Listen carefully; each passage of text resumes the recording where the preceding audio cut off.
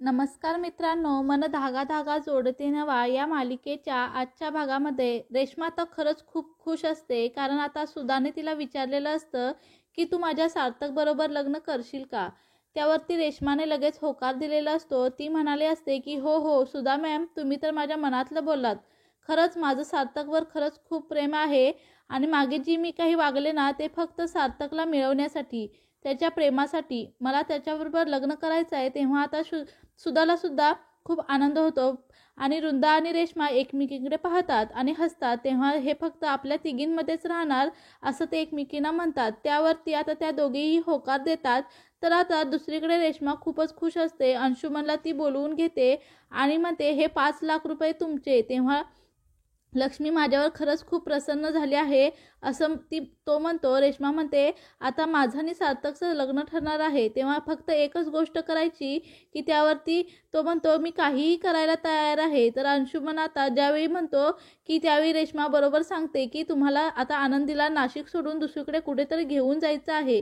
आता अंशुमन ऐकतो आणि विचारात पडतो. तो म्हणतो मी असं करू शकत नाही. आता माझा तिच्याबरोबर डिवोर्स झाला आहे.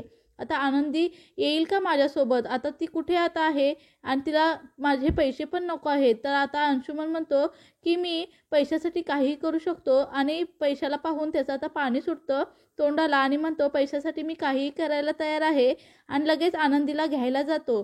तर दुसरीकडे आता अण्णा बाहेर चाललेले असतात. ते आनंदीला म्हणतात आनंदी मी थोडं मार्केटमधून येतो. तेव्हा आनंदी विचारते की तुम्ही मार्केटला का चाललाय. तर तो म्हणतो तुझं स्वप्न पूर्ण करण्याची वेळ आली आहे, म्हणजे साडीचा व्यवसाय आपण पुन्हा सुरू करणार आहोत. तेव्हा आनंदी म्हणते की हे कसं शक्य आहे अण्णा, कारण आपल्याकडे पैसे हवेत. अण्णा म्हणतात सगळं काही नीट होईल, तू अजिबात काळजी करू नको आणि आता हा देव आहे ना आपल्यासोबत. तर तुझी साडी बनण्याची विणवण्याची कला हेच आता आपल्याला तारणार आहे. तर अण्णा तेव्हा बाहेर जातात. तेव्हा अंशुमन तेथे येतो. तो लगेच नमस्कार करतो. आनंदीला म्हणतो. आनंदी रागातच म्हणते तुझी यायची इथे हिंमतच कशी झाली. त्यावरती अंशुमन म्हणतो अगं आपण दोघे एकेकाळी नवरा बायको होतो आणि त्याच हक्काने मी इकडे आलोय. चल ना आपण पुन्हा एकत्र संसार थाटू, लग्न करू. तुझे लग्न मोडले ना. तेव्हा आनंदीच्या तळपायाची आग मस्तकाला जाते. ती सणकण त्याच्या कानाखाली मारते आणि मालती देखील आता तेथे येते. त्या दोघी त्याला घराबाहेर हाकलण्याचा प्रयत्न करतात. तेव्हा तो म्हणतो मी जाणारच आहे, पण आनंदीला घेऊन. तुम्ही मला लग्नाचं आमंत्रण नाही दिलं. आनंदीच्या लग्नाला मी येणारच होतो, पण कशीही माझी तळमळ आता तुम्हाला लागणार आहे. त्या आनंदीचं लग्न मोडलं ना. तर लीना म्हणते तुम्हाला दुसऱ्या भाषेत सांगायची गरज आहे का. अगोदर निघा आमच्या घरातून. तेव्हा तो म्हणतो नाही, ही भाषा मला समजतच नाही. मालती देखील म्हणते अगोदर निघा. त्यावरती तो म्हणतो हो सासूबाई, अहो तुमच्या लेकीचा हात द्या ना माझ्या हातात. आनंदी रागातच त्याच्याकडे पाहते. आता पोलिसांना फोन करू का असं ती म्हणते. त्यावेळी अंशू पण पटकन आता घराबाहेर पडतो आणि गालाला हात लावत म्हणतो आनंदी तू माझ्या कानाखाली मारली आहे, माझा अपमान केला आहे, तुला खरंच खूप आता हे महागात पडणार आहे. तर रात्री अंशुमन हा रॉकेलचा डबा घेऊन तेथे येतो. आनंदीच्या घराजवळ येऊन तो म्हणतो आनंदी तू मला मारलंस, तुला आता हे खूप जड जाणार आहे. याचा बदला मी नक्कीच घेणार आहे. तुझ्या आयुष्याची मी राख रांगोळी करणार. तुला उद्ध्वस्त होताना मला पाहायचं आहे. मला तुला भिकारी बनवायचं आहे. असं रस्त्यावर जेव्हा तू भीक मागशील ना, माझ्यासमोर गयावया करशील, तेव्हा तुझ्या चेहऱ्यावरचं दुःख मला पाहायचं आहे. असं म्हणून अंशुमन आता खराब रॉकेल ते सर्व घराबाहेर टाकतो. लगेच ते पेटवून देण्याचा प्रयत्न करत असतो. इकडे अण्णा अजूनही घरी आलेले नसतात.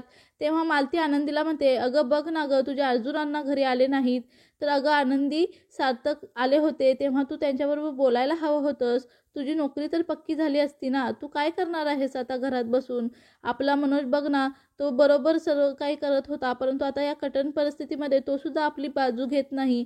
तर आनंदी म्हणते तू काही काळजी करू नको, काही तरी मी नक्कीच काम करेल. त्यावरती मालती म्हणते मी या सगळ्यांना आता साड्यांच्या बिझनेसमध्ये आपल्याला यश मिळत नाही कितीदा सांगितलं, परंतु उगाचच धंदा करायचा म्हणतात.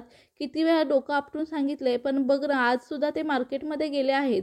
तेव्हा आनंदी म्हणते अगं कसला तरी वास येतोय ना गं जळल्यासारखा. मालती पण म्हणते हो कसला तरी वास येतोय.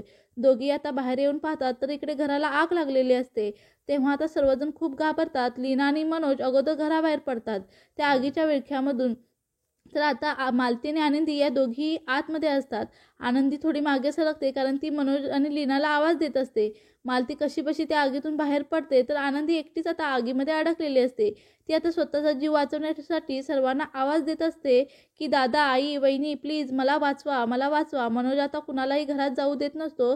तर आता बाहेर सर्वजण आलेले असतात. आरडाओरडा सुरू असतो की आता कुणीतरी आनंदीला वाचवा. परंतु आता मनोज आता आई कुणालाच आतमध्ये जाऊ देत नाही. तर इकडे अंशुमन हा लपून बसलेला असतो. सर्वांची आता तो मजा पाहत असतो. आनंदी कशाप्रकारे आगीत अडकले आणि स्वतःचा जीव वाचवण्यासाठी किती तळमळ करत आहे तो सगळं काही पाहत असतो.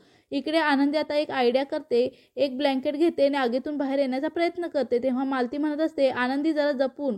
लीनासुद्धा तिच्या मदतीला पुढे धावून जात असते. परंतु मनोज तिला मागे खेचत असतो. आता सावंत काकू आणि सगळ्या बायका देखील तिथे जमलेल्या असतात. तर आता सावंत काकू मात्र गालातल्या गालात हसत असतात. काही वेळाने मात्र आनंदी कशीबशी त्या आगीच्या विळख्यातून बाहेर येते आणि मालतीला घट्ट मिठी मारते. तेव्हा सगळेजण आता आनंदीचा जीव वाचलेला असतो म्हणून आता खुश झालेले असतात. आगीतून बाहेर सुखरूप आलेली असते आनंदी. तर आता दुसरीकडे सार्थक हा रात्रीपर्यंत ऑफिसमध्येच असतो. तेव्हा सार्थकला आनंदीचा भास होत असतो. आनंदी ऑफिसमध्ये आली आहे आणि गुड मॉर्निंग सर असं मला बोलत आहे आणि आता आनंदी तेथे नसते. तेव्हा तो भानावर येतो. तेव्हा सर इथे नाही ती विचारते, तर सर तुम्ही अजून इथंपर्यंत काय करताय? तेव्हा तुमचं काम झालं ना? माझं छोटं लोन होतं, मी थांबलो होतो. तर आता सार्थक म्हणतो की नवीन डिझाईनचा स्टॉक आला होता आणि त्यातून तुम्ही सिलेक्ट करणार होता. त्यावरती सार्थक म्हणतो जे काही आहे ना ते तुम्हीच पाहून घ्या. आता ठीक आहे असं म्हणतात आणि मग तेथून जातात. सार्थकला सारखी आनंदीची आठवण येत असते. तो तिच्या डेस्कजवळ जातो आणि त्याच्यावरून हात फिरवत म्हणतो की आईने असं करायला नको होतं. आनंदीला कामावून काढायला नको होतं. तिला खरंच खूप कामाची गरज होती. तर आता दुसरीकडे घरातील सर्वजण तेथे असतात. शेजारी पाजारी मिळून घरातील असणारी आग विझवत असतात. तर आता सावंत काकू म्हणतात की कशी लागली हो बाई आग?